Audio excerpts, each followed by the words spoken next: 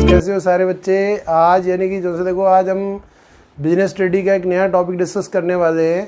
तो ये सारी वीडियोस जो सी होती है मैं उन बच्चों के लिए बना रहा हूँ जो बिजनेस स्टडीज़ पढ़ते हैं और अपने घर में ही पढ़ना चाहते हैं बढ़िया तरीके से। तो आपको छोटी छोटी वीडियोस बना के मैं डालता जा रहा हूँ। तो ये यानी कि वीडियोस आप देखते रहोगे तो आपका ये सब्जेक्ट बड़े धीरे धीरे प्यार से तैयार होता रहेगा, कोई दिक्कत नहीं आएगी, ठीक है ना। तो सारे बच्चे जो से होते हैं इस वीडियोज़ को जरूर देखेंगे, शेयर करेंगे अपने मित्रों के साथ और मेरे चैनल को सब्सक्राइब जरूर करना। Thank you very much. ये देखो आज हम पढ़ रहे हैं टॉपिक कौन सा, डिसेंट्रलाइजेशन का टॉपिक पढ़ रहे हैं आज हम। तो डिसेंट्रलाइजेशन है क्या, देखो डिसेंट्रलाइजेशन का मतलब होता है एक बड़े आदमी से यानी कि जो बॉस होता है कंपनी का, एग्जीक्यूटिव्स होते हैं, वो अगर अपनी पावर सिस्टमेटिक तरीके से डिफरेंट लोगों में बांट दें तो इसको डिसेंट्रलाइजेशन बोलते हैं। तो डिसेंट्रलाइजेशन का मतलब यही होता है कि अपनी पावर को सिस्टमेटिक छोटी छोटी स्मॉल डिपार्टमेंट्स में, यूनिट्स में क्या कर देना, बांट देना। तो डिसेंट्रलाइजेशन की डेफिनेशन भी देखो यही है, decentralization is a wide distribution of authority and responsibility, कि जब अथॉरिटी और रिस्पॉन्सिबिलिटी को डिस्ट्रीब्यूट कर दिया जाता है to the smallest unit in systematic manner. तो ये बात देखने वाली है कि सिस्टमेटिक मैनर में जब हम पावर को बांटते हैं ना, किसमें, सिस्टमेटिक मैनर में, देखो तो प्रॉपर तरीके से हमने एक परमानेंट सेटलमेंट कर दी as a permanent policy measure that is practical throughout the organisation. पूरी ऑर्गेनाइजेशन में प्रैक्टिकल होता है। जैसे अब डेलीगेशन का मतलब बताया था कि डेलीगेशन में भी अपनी पावर हम बांटते हैं, लेकिन डेलीगेशन जो सी होती है परमानेंट नहीं होती है। हर डिपार्टमेंट की अलग अलग है, हर डिपार्टमेंट का एक बॉस है, वो अपने काम छोटे छोटे क्या कर रहा है, दूसरों से करवा रहा है, तो वो डेलीगेशन है। जब डिसेंट्रलाइजेशन की बात आ रही है तो डिसेंट्रलाइजेशन एक पॉलिसी मेजर है जो परमानेंटली हम जो सा क्या करते हैं सारी ऑर्गेनाइजेशंस में लागू कर देते हैं और सारे डिपार्टमेंट में सिस्टमेटिक पावर क्या कर देते हैं, बांट देते हैं। तो decentralization is the wide distribution of authority and responsibility to the smallest unit in a systematic manner as a permanent policy measure that is practical throughout the organisation,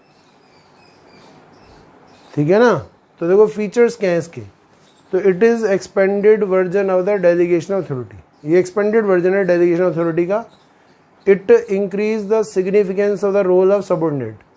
कहते हैं इससे ना सबऑर्डिनेट का रोल बढ़ जाता है, उनकी importance बढ़ जाती है, उनका रोल बढ़ जाता है, उनकी जिम्मेवारी बढ़ जाती है। It is applicable to whole organization, पूरी ऑर्गेनाइजेशन में लागू होता है, किसी एक डिपार्टमेंट में लागू होने की बजाय पूरी ऑर्गेनाइजेशन में लागू होता है। It reduce the workload of the senior officer, senior officers का वर्कलोड कम हो जाता है। Along with authority accountability is also delegated. इसमें अथॉरिटी तो डेलीगेट करते हैं, अकाउंटेबिलिटी भी डेलीगेट कर देते हैं। परमानेंट उनको काम बांट देते हैं डिपार्टमेंट्स को और उनको जिम्मेवार भी बना देते हैं, जवाबदेह भी बना देते हैं, अकाउंटेबल भी बना देते हैं। तो उसको डिसेंट्रलाइजेशन कहते हैं। और डिसेंट्रलाइजेशन को हिंदी में कहते हैं विकेंद्रीयकरण। विकेंद्रीकरण मतलब पावर को सिस्टमेटिक तरीके से सारी डिपार्टमेंट्स में क्या कर देना, बांट देना, सिस्टमेटिक यूनिट्स में, स्मॉलेस्ट यूनिट में बांट देना। तो डिसेंट्रलाइज करना क्यों इंपॉर्टेंट है बताओ। कहते हैं इससे develop initiative among the subordinate. कहते हैं इससे ना सबऑर्डिनेट्स के बीच में इनिशिएटिव लेने की, पहल करने की क्षमता पैदा होती है। Develop initiative among the subordinate, develop future managerial talent. कहते हैं इससे फ्यूचर मैनेजरियल टैलेंट भी डेवलप होते हैं। जब सारे काम हम आप बांट देंगे तो क्या होगा, जो छोटे कर्मचारी होते हैं उनको काम कर करके ना वो एक्सपर्ट हो जाते हैं, तो वो फ्यूचर में मैनेजर बनने लायक हो जाते हैं। डेवलप इनिशिएटिव, उनके अंदर पहल करने की क्षमता होती है। बिल्कुल ऐसे जैसे अगर फादर अपने कामों को बांट दे, डेलीगेट कर दे और परमानेंट डिसेंट्रलाइज कर दे कि ये काम तो तूने ही करना है, तो क्या होगा, जो बच्चा होगा वो काम करने में एक्सपर्ट हो जाएगा। Quick decision making due to distribution of authority. Quick decision making हो जाती है डिस्ट्रीब्यूशन अथॉरिटी से। डिसीजन मेकिंग क्विक हो जाती है due to distribution of authority. फटाफट डिसीजन हो जाते हैं, सारे डिपार्टमेंट अपने अपने डिसीजन देते रहते हैं। जैसे पूरे गवर्नमेंट ऑफ इंडिया की बात सोचो आप, गवर्नमेंट ऑफ इंडिया ने क्या कर रखा है, पूरा अपने डिपार्टमेंट बना दिए, अलग अलग राज्य बना दिए और राज्यों में भी अलग अलग डिपार्टमेंट है जी। एजुकेशन डिपार्टमेंट अलग है, ट्रांसपोर्ट डिपार्टमेंट अलग है, फूड डिपार्टमेंट अलग है, सब अपने अपने डिसीजन दे रहे हैं। तो डिसीजन मेकिंग फटाफट हो गई। रिलीफ टू टॉप मैनेजमेंट, अब रिलीफ हो जाता है टॉप मैनेजमेंट को as it reduce the burden of senior officer. अब टॉप मैनेजमेंट वाले कौन से हैं, जो हमारे देश के प्रधानमंत्री, राष्ट्रपति हैं, वो चैन से सो पाते हैं ना, क्योंकि सारी पॉलिसीज़ डिसीजन बटे हुए हैं, डिपार्टमेंट्स में बांटे हुए सारे काम, सब अपने डिपार्टमेंट में काम कर रहे हैं।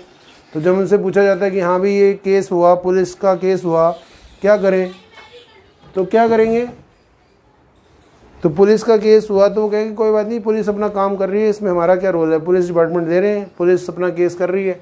तो बिल्कुल ऐसी डिसेंट्रलाइजेशन में ना इनिशिएटिव दे पाते हैं subordinate, future manager talent develop हो जाते हैं, डिसीजन मेकिंग आसान हो जाती है। इससे सीनियर ऑफिसर्स का बर्डन क्या हो जाता है, कम हो जाता है। इट फैसिलिटेट ग्रोथ, इससे ग्रोथ होती है। Better control on the organization as each department is responsible and accountable for his work. कहते हैं better control on the organization के ऊपर बेटर कंट्रोल हो जाता है as each department is responsible and accountable for his work. देखो सारे departments को जिम्मेवार बना दिया, अथॉरिटी दे दी, वो अपने कामों के लिए जिम्मेवार हो जाते हैं। तो इससे क्या होता है, पूरी कंपनी पे ना अच्छा कंट्रोल हो जाता है हमारा। अच्छा देखो, अब हमने पढ़ना है डेलीगेशन और डिसेंट्रलाइजेशन में फ़र्क क्या होता है। तो डेलीगेशन और डिसेंट्रलाइजेशन में देखो फ़र्क बताया था। डेलीगेशन क्या होता है, डेलीगेशन भी अपने काम को दूसरों को सौंपना होता है, ठीक है ना, कि अपना काम एक बॉस सुपीरियर अगर अपने काम को डिवाइड कर देता है अपने वर्कर्स के बीच में, तो डेलीगेशन है। डिसेंट्रलाइजेशन भी क्या है, काम को बांटना ही है। लेकिन दोनों में फ़र्क क्या है, फिर दोनों ही एक ही बात है, बस छोटा सा एक फ़र्क है कि जो डेलीगेशन होता है ना, वो सुपीरियर और सबऑर्डिनेट के रिलेशंस बनाता है। एक सुपीरियर क्या करता है, अपने डेलीगेशन कर देता है, अपनी रोज़मर्रा के कामों को क्या कर देता है, अपने सबऑर्डिनेट्स को दे देता है, ठीक है ना, तो वो डेलीगेशन है। जबकि डिसेंट्रलाइजेशन टॉप मैनेजमेंट वाले करते हैं, परमानेंट करते हैं और सारे डिपार्टमेंट्स में पावर बांट देते हैं परमानेंट पॉलिसी मेजर के तौर पर, और ये चीज़ पूरे ऑर्गेनाइजेशन पे सिस्टमेटिक लागू हो जाती है।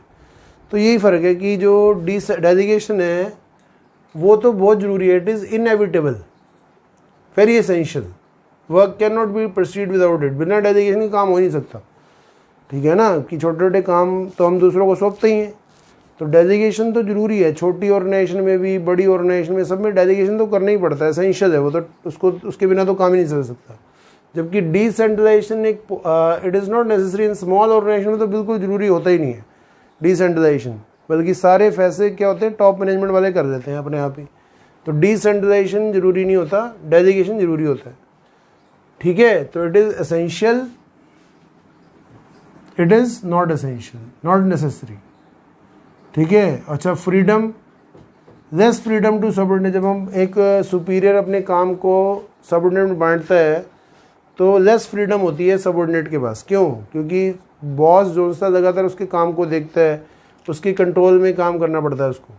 जबकि इसमें डिसेंट्रलाइजेशन में परमानेंट डिपार्टमेंट बन जाते हैं, तो डिपार्टमेंट्स क्या करते हैं, अपनी मर्जी से काम करते हैं और उनके पास ज़्यादा फ्रीडम होती है काम करने की, क्योंकि वो अपने काम के लिए खुद अकाउंटेबल होते हैं, जिम्मेवार होते हैं। तो सुपीरियर का रोल ख़त्म हो जाता है यहाँ पर। एक बार डिसेंट्रलाइज कर दिया गया तो सुपीरियर का रोल कम हो गया, कंट्रोल भी कम हो गया। अब सीधा वो अपनी मर्जी से काम करेंगे, अपने काम के लिए जिम्मेवार भी खुद होंगे। Status, this is done due to division of work. Delegation क्यों करते हैं? काम बांटना होता है जी। एक काम जो सो होता है एक बंदा कर सकता है, लेकिन सारे काम एक बंदा नहीं कर सकता ना। यही वजह है कि काम को क्या कर दिया था, डिवाइड करके डेलीगेट कर दिया। तू ये करा, तू बैंक का काम करा, तू मार्केट देखा, तू ये करा, ऐसे।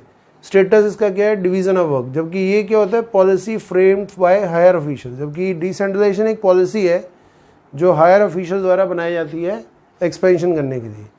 Purpose, its purpose is to reduce the burden of officer. इसका पर्पस क्या है, बर्डन कम करना। जबकि इसका पर्पस क्या है, expansion of authority in organization. Organization में अथॉरिटी को क्या करना है, एक्सपेंड करना।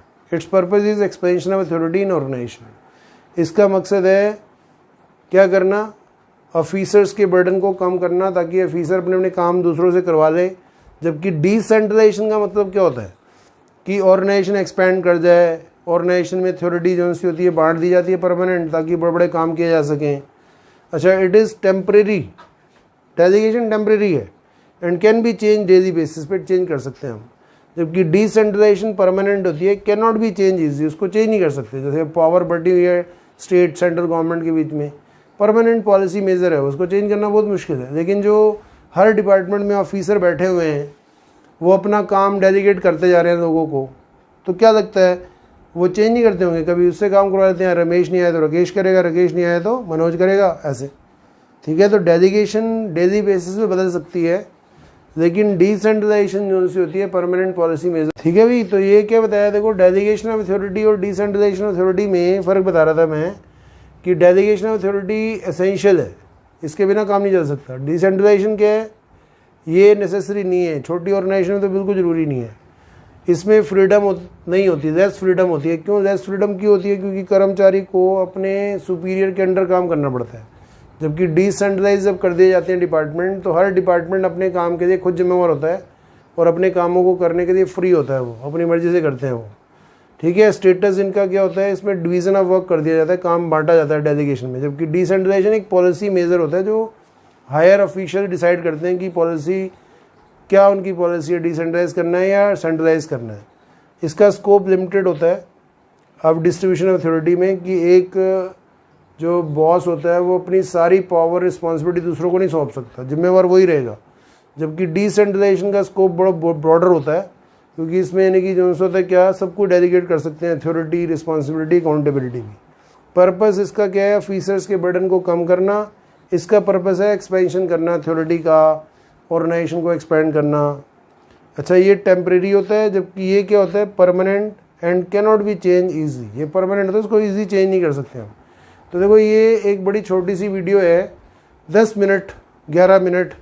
तो छोटी सी जो वीडियो है वो आपको यानी कि जो सी देखते रहना है, ताकि जो सा होता है क्या हो जाए, ये आपको छोटे छोटे टॉपिक आपके क्लियर होते रहे, तो आप फर्स्ट क्लास यानी कि जो सा अपने बिजनेस स्टडी की तैयारी कर सकते हैं। मेरे को ये पूरा विश्वास है। छोटी छोटी 10 मिनट की वीडियो देखिए, शेयर करिए अपने मित्रों के साथ, मेरे चैनल को सब्सक्राइब भी करो। Thank you very much.